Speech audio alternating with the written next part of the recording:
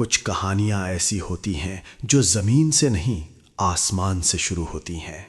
حضرت داؤد علیہ السلام کی کہانی عالم ارواح میں شروع ہوئی، جہاں نہ سورج تھا، نہ چاند، نہ یہ مادی دنیا، صرف روحیں، صرف نور۔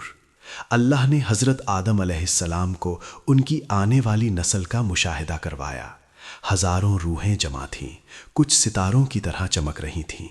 حضرت آدم علیہ السلام نے ایک روح دیکھا، نور اس کا سب سے الگ، سب سے دلکش۔ پوچھا، یا رب، یہ روشن ستارہ کون ہے؟ اللہ نے جواب دیا، یہ تیرا بیٹا داؤد ہے، بنی اسرائیل کا بادشاہ، میرا پیغمبر بنے گا، لیکن اس کی عمر صرف 40 سال لکھی ہے۔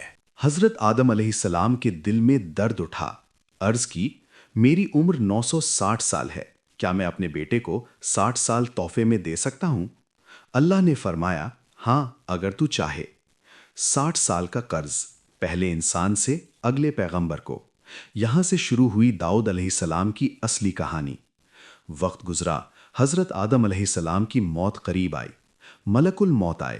آدم علیہ السلام نے حیرت سے کہا، ابھی تو 60 سال باقی ہیں۔ ملک الموت نے جواب دیا، کیا تو بھول گیا وہ سال تو نے عالم ارواح میں داؤد علیہ السلام کو دے دیے؟ آدم علیہ السلام نے انکار کیا، انسان بھولنے والا پیدا ہوا ہے۔ تب جبرائیل علیہ السلام آئے، گواہی دی، تحریر نکالی گئی۔ اس واقعے کے بعد اللہ نے حکم دیا، اپنے قرض اور لین دین لکھ لیا کرو۔ داؤد علیہ السلام کو 100 سال ملی، ہر پل قرض کا صلہ تھا، ہر سانس آدم علیہ السلام کی دعا تھی۔ داؤد علیہ السلام زمین پر آئے، لیکن شہزادہ نہیں بنے، بھیڑوں کا چوکیدار بنے۔ قرآن کہتا ہے، اور انہوں نے انہیں بادشاہی اور حکمت دی، اور جو کچھ چاہا انہیں سکھایا۔ تفسیر ابن کثیر۔ جنگل میں شیر، بھیڑیا، درندوں سے لڑنا سیکھا۔ اللہ کی مدد سے شیر کو زمین پہ گرا دیتے، لیکن اصلی تعلیم کیا تھی؟ تنہائی۔ رات کو بھیڑوں کے درمیان، ستاروں کے نیچے، اللہ سے گفتگو۔ یہ وہ چھپی ہوئی تیاری تھی جو انہیں فنکاری کا استاد بنانے والی تھی۔ جالوت، 9 فیٹ کا جسم، 150 کلو کا بھالا، 40 دن سے فوج خوف سے ہلی نہیں۔ داؤد علیہ السلام آئے، 3 پتھر، دربند، رخم، شایا، ہوا میں سیدھا، موڑنا نہیں پڑتا۔ جالوت نے کہا، کیا تو مجھے کتا سمجھتا ہے؟ داؤد علیہ السلام نے جواب دیا، تو تلوار اور بھالا لے کے آیا ہے، میں اللہ رب العالمین کے نام سے آیا ہوں۔ ایک پتھر ناک کے بیچ سے اندر، جالوت گرا۔ داؤد علیہ السلام نے اسی کی تلوار اٹھائی، اسی سے سر الگ کیا۔ اللہ کی تدبیر، قدس فتح ہوا، داؤد علیہ السلام بادشاہ بنے، لیکن دوسروں سے جدا۔ قرآن، اور ہم نے ان کے لیے لوہا نرم کر دیا۔ تفسیر، لوہا ان کے ہاتھوں میں مٹی کی طرح، لیکن دل اب بھی بھیڑوں والا۔ رات کو عدالت میں بیٹھتے، گھنٹوں تک مقدمے، غریب اور امیر ایک ہی دروازہ۔ رات کا وقت، داؤد علیہ السلام زبور کی تلاوت میں مشغول۔ اچانک 2 شخص سامنے، ایک بولا، یہ میرا بھائی ہے، اس کے پاس 99 بھیڑیں ہیں، میرے پاس صرف ایک۔ داؤد علیہ السلام نے سنی بنا دوسری سائیڈ، فوراً فیصلہ دیا، تم پر ظلم ہوا، تیری بھیڑ اس کی بھیڑوں میں شامل۔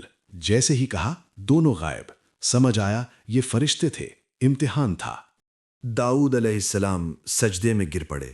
40 دن 40 راتیں آنسوں سے مسلح تر، وہاں سے گھاس اگتی، دل کی تڑپ سے جل جاتی۔ داؤد علیہ السلام عبادت میں مشغول۔ پانی سے ایک مینڈھک نکلا، بولا، اے داؤد، کیا تو اپنی عبادت پر اتنا خوش ہے؟ میں ہر رات 1000 تسبیح کرتا ہوں۔ داؤد علیہ السلام کے آنسو جاری۔ سمجھ آیا، مینڈھک ہو یا انسان، ہر مخلوق اللہ کے لیے کام کر رہی ہے۔ 100 سال پورے، موت کا وقت۔ داؤد علیہ السلام عبادت میں تھے، سجدے میں تھے۔ ملک الموت آئے۔ داؤد علیہ السلام نے کہا، تھوڑی دیر اور، میں سجدہ پورا کر لوں۔ فرشتے نے جواب دیا، اب وقت ہے۔ روح نکلی، جسم وہیں سجدے میں رہ گیا۔ 100 سال کی عبادت آخری سجدے میں ختم۔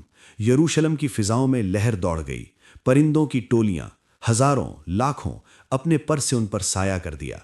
آدم علیہ السلام کا 60 سال کا قرض ادا ہوا، ہر پل کا صلہ دیا۔ حسبنا اللہ و نعم الوکیل۔